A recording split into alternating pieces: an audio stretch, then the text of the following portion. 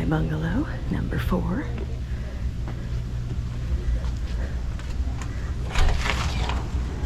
Thought we were able to lock it, but there's no key. It's kind of part of the point. Anyway, you can see it's got AC on, so it's nice and cool in here. And we've got a nice chiller here. But there's some problems with some of these chairs, so they all seem to be missing something in the seat. But some are missing a bit more. Let's see what's in the chiller. It's here. Got ice and some water and a towel. That's nice. Let's see. There's an ashtray. There is one power outlet up here. And I don't see any more power. Oh no, is there one over here? There might be one over here. Let's look. Yeah, you've got a power outlet down here if you want. And let's see. Oh yeah, this chair has some issues as well. Hopefully they aren't going to get any worse while we're on them, right?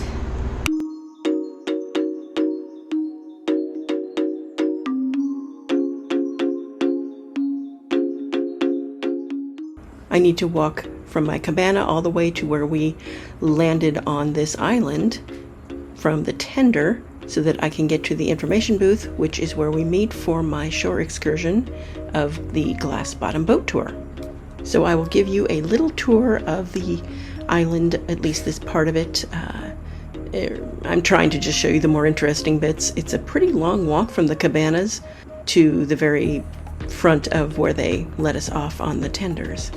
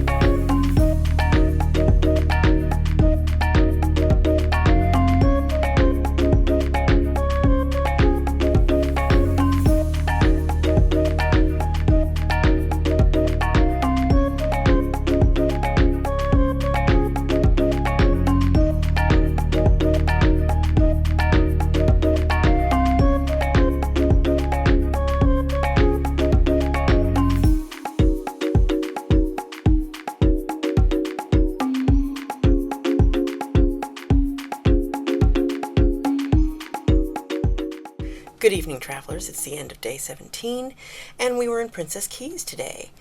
I failed to do a morning recording, so we just dove into it, I guess.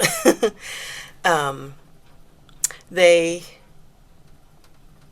see, we were scheduled to arrive at 8, and they had us go to the Club Fusion to pick up our tender tickets, and then they called us in by groups. I went down, got my tender ticket, and then went to breakfast, so that when I finished with breakfast, I could just join any group because mine had already been called. And that worked out really well. I do have elite status. I'm supposed to have priority boarding of those, but I have no idea how that really works. So it just seems to work okay to do it this way. No eggs Benedict this cruise. This is the first time I've made it to the main dining room in the morning, and it was not on the menu. So I don't know if it's gone from the menu permanently or what the deal is. I think I took the tender about 9:30 in the morning, and I had a cabana reserved, and so that gave me enough time to go and check in on my cabana and then go off and meet my my shore excursion. One thing about the cabana was kind of interesting, and this is the second time I rented a cabana. The first time was in, what is it, the Serenity area or something like that, where it's adults only, and it's kind of roped off. So most people don't go in there unless they have a cabana rental. This one was one of the regular cabanas, so I was in cabana number 4, and when I got there, I didn't immediately make it look lived in. So when you get there, there's a lounger on, each side of the door, and they have a rolled up towel. And I didn't do anything to those, and so I guess it looked like it was maybe not occupied. And so people kept coming up to the door, and you can't really see inside until you're all the way up to the door and maybe you open it, because there's reflection on the glass. And so people kept coming up and opening the door and then being surprised because I was there, and then asking me how much it would cost. And I had one lady who asked me separately. She opens the door, and she's like, "Oh, did you pay for this?" And I said, "Yes." She says, "Oh, okay." And then she goes away. And then she comes back, and she says, "Well, how much?" And I told her I thought it was like $200 a day, $200.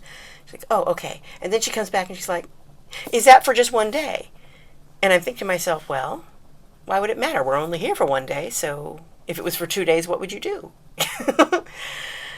And yeah, several people, well, they were all women. Several people came up and did this, and came up and opened the door and looked inside and was all surprised to see me and everything. I kind of got the impression that, if I wasn't in there, I was going to have squatters. And so I went and I unrolled one of the towels and draped it across the lounger, and then I took the other towel and brought it inside. And that stopped it. And so I was like, okay, well, we'll see if I have squatters when I come back from my shore excursion, right?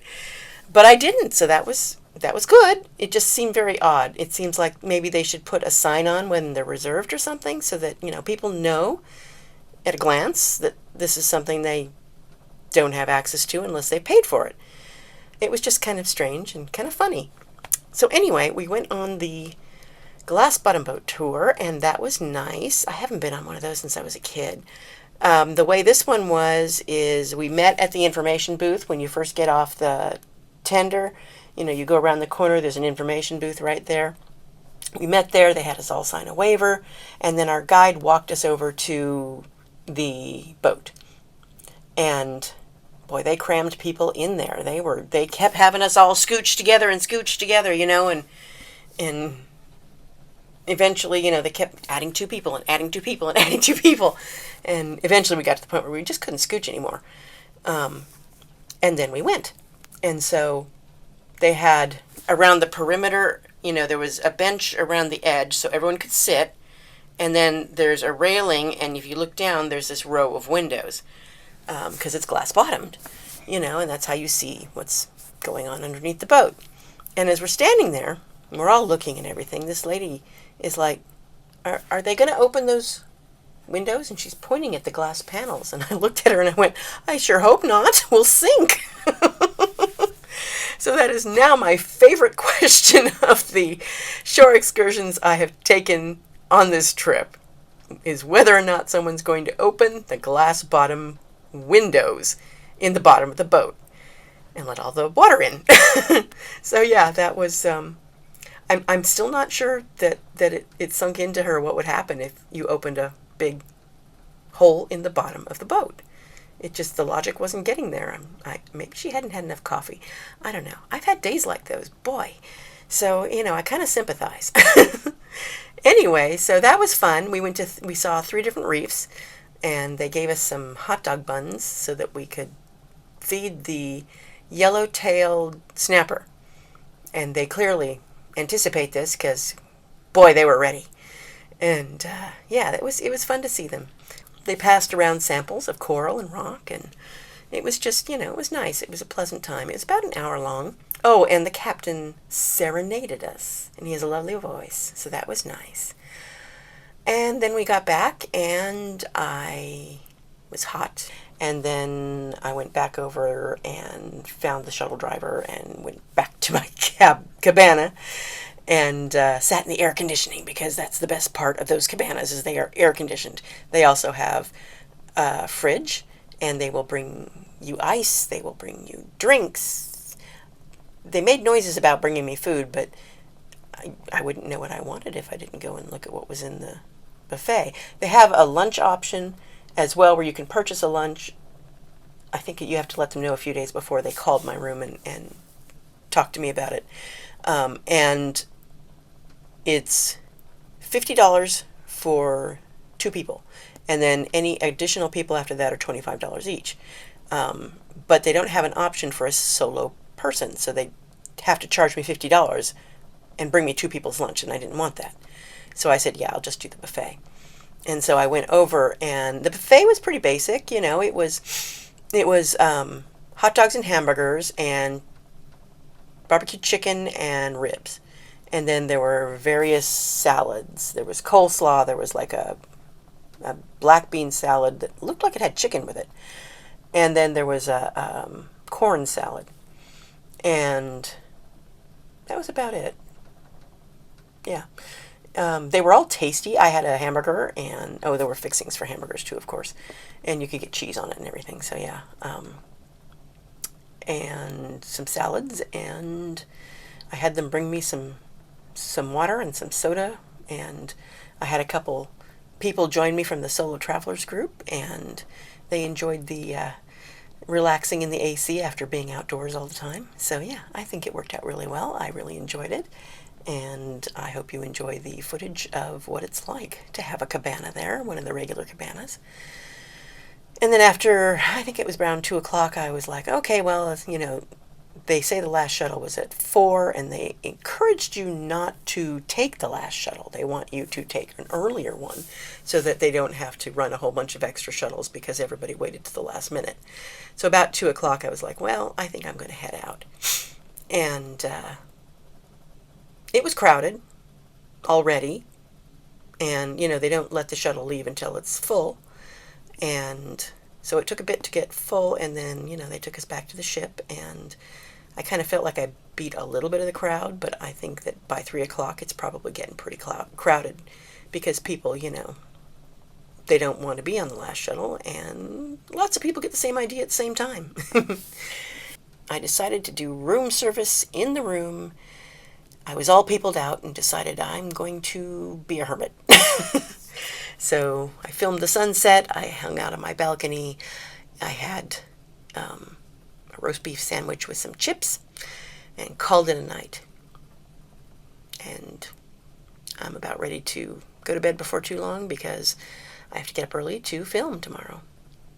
I don't like to leave these things all the way to the last minute because you never know what's going to happen. And that's the end of that. Solo Sue signing off.